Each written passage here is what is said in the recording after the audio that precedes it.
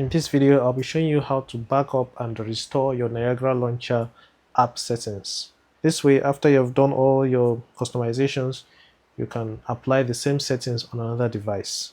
Okay, so to begin, long press an empty space, tap Niagara settings, tap advanced, then tap backup and restore, then tap create backup. So it's going to take a few seconds to create the backup file. So the backup file is going to be sent to your downloads folder. So just tap OK. Now if I head to my file manager, I'm using CX File Explorer for this. You're going to see that I have created, I actually have two, but let me delete this one. This is an older one. So this is the file that you're going to send to another device.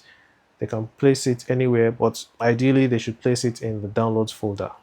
And in their own Niagara Launcher app, they need to head over to settings, tap advanced, tap backup and restore, tap restore backup, and then tap open downloads folder. Tap it and it's going to start restoring the backup, and after that it's going to say backup restored. So just tap OK, and that's how you do it. So hopefully you found this video helpful. Please like the video and subscribe to the channel. I'll be seeing you in the next video. Ask me any questions you may have. Take care and bye bye.